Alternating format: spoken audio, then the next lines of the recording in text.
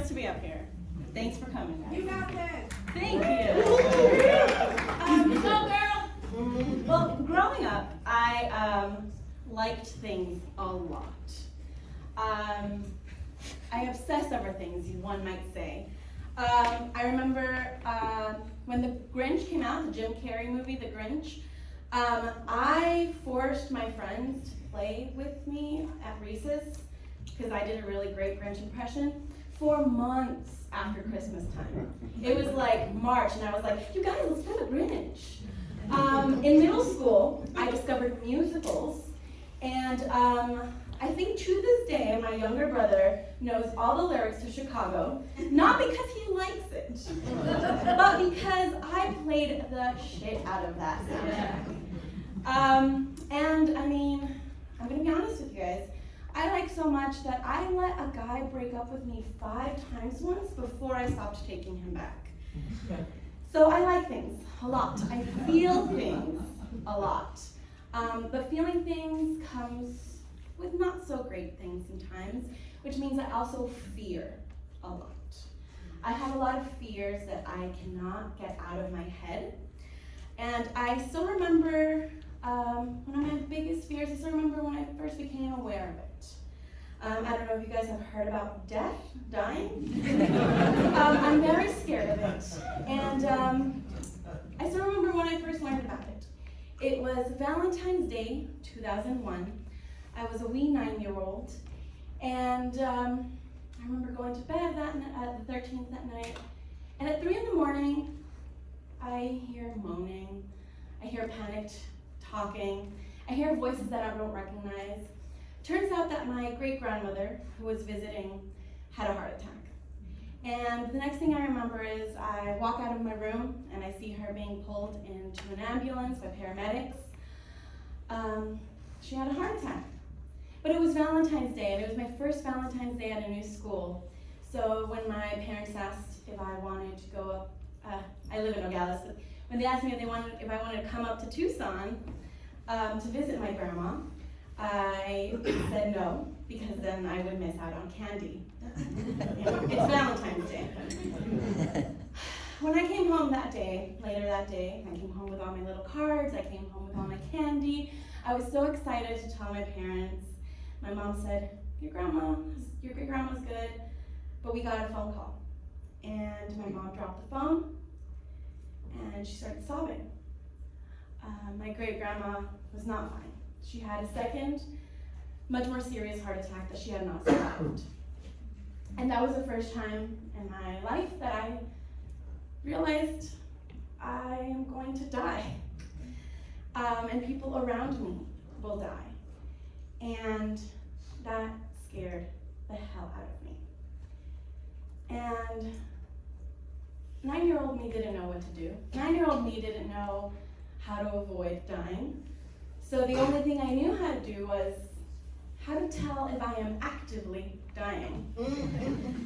So, you know, I am a child. I don't know anything. I don't know the internet. It's not at its peak. So I have only what I've seen. If you're nauseous and your chest hurts, you're having a heart attack and you're about to die.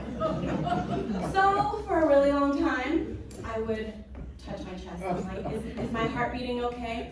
My dad has high blood pressure, so we had a blood pressure monitor at home. You bet your ass I was taking my blood pressure every single day. I didn't know what the numbers meant, but I knew that if the numbers were in the green, then I was okay, I think. I still actually don't know what those numbers mean. But it took, my mom had to hide the blood pressure monitor because I was taking my blood pressure all of the time. But it didn't stop there, because turns out that you can die from more things than just a heart attack. And I learned something very scary, appendicitis. I watched a movie in which a little girl had it, and that became my new fear. And in the movie, she had a fever, her side hurt. At this point, I'm a little older, the internet's a little better, so I started looking it up. I learned that it's your right side that will hurt if you have appendicitis. I learned that you will be sweating, you will be nauseous, I indeed went to the ER once. Thank God for really good insurance. Shout out to my parents. But I went to the ER, obviously. It was nothing. I still have my appendix. But the doctor did say, you know something you can try at home to make sure that you're not having appendicitis is if you stand up on your tippy toes and you let yourself fall. If there's a shooting pain on your side, that might mean that you have to go to the doctor. Great. So now I was walking around, feeling my heart, making sure that it was beating right, standing up, falling down. Great. Still not dying. Then in middle school, or maybe high school, I read a harrowing story in the serious magazine called 17 about a girl in college. She had meningitis. Meningitis comes out of nowhere, you guys. And she was tired, she took a nap, it ended up being a really long nap, her head hurt, then her limbs almost got amputated because of how bad the meningitis was. But she survived. But that meant another trip to the good old internet. And I learned what the symptoms were. The symptoms are, you have a headache, you have a fever, you're nauseous, you might get a rash on your back. And a way to test this is if you stand up, if you look up, and you look down. If you have a shooting pain down your spine, then that means you should go to the doctor. So now I'm walking around making sure that my heartbeat is fine, I'm upping and dropping, and I'm just nodding up and down to make sure that I don't have meningitis. It was a fun time, nobody makes fun of you in middle school for weird things like that. And it got to the point where I would go to the nurse's office because I was convinced I had a fever. At one point, the nurse called my mom. She said, I don't think your daughter wants to be in class. I said, no, I actually love being in class, but I also think I'm dying. And that wasn't, weirdly enough, that wasn't a time where someone was like, something is up with her. But yeah, my whole life I just kept checking if I'm actively dying.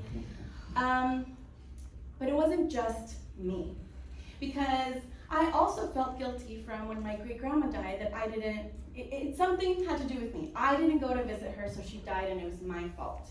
So I was convinced that the people around me were actively dying too. And I just have one sibling, so I hyper-focused on him. And one day in high school, we were home, he was in middle school, and my parents had gone out, we were kind of taking care of ourselves. I left to go do something, a football game. I came home and I realized, oh no, I forgot my house keys. My brother's inside, that's okay. So I ring the doorbell, no answer. So I knock on the door, no answer. My brain's like, all right, what is the worst thing that can happen? He's dead. So I knock on the windows, no response. I have my phone. Okay, great, I'll call the landline, because we still have landlines. No response. At this point, I am completely convinced he is 100% dead. I call my parents, and they're like, well, we're like 30 minutes away, just wait for us, we'll be there. But that wasn't soon enough for me, so I called 911. And I was like, my brother's unresponsive. And they're like, what happened? And I was like, I don't know. My brother's unresponsive. And they're like, okay, can you check on him? Is he breathing? And I was like, I don't know. He's inside the house, unresponsive. And they were like, all right, I guess we'll send someone out there. But 5 minutes passed, and I was like, where are they? My brother is dead in there. I need to get there. So I got a rock, and I threw it, and I broke the front window of my living room, and I honestly blacked out because I somehow made it through the hole without any scrapes. Next thing I know, I'm sobbing in the house, and I'm like, my dead brother! He wasn't dead. He was sleeping. He's a heavy sleeper. He took a nap. And so he woke up and he was like, what is going on? The cops show up and they see there's a broken window. My parents show up and they see there's a broken window. The cops are like, you want to press charges? And they're like, on our daughter for being weird? No. But yeah, I once told this very harrowing and traumatizing story for me to a friend. And my friend was like, was he sleeping? I was like, yes, but that never crossed my mind. So again, a few years went by. Turns out I have obsessive compulsive disorder. I obsess over things, and unfortunately, I don't have a lot of physical compulsions other than the up and down, the checking. It's a lot of checking. It's a lot of ruminating. And it just sucks because it's exactly like my dad said, it's all in my head. So it's hard to say, hey, I have OCD. How can you tell it's in my head? But luckily, things have gotten better. I've been in therapy for about 5 years now. I've been on medication for about the same time. And, we just went through a global pandemic. And I survived. And my brother had it, and I didn't check on him once. And we're all still alive. So I'm here, and I obsess over things, but it's getting easier. So thank you.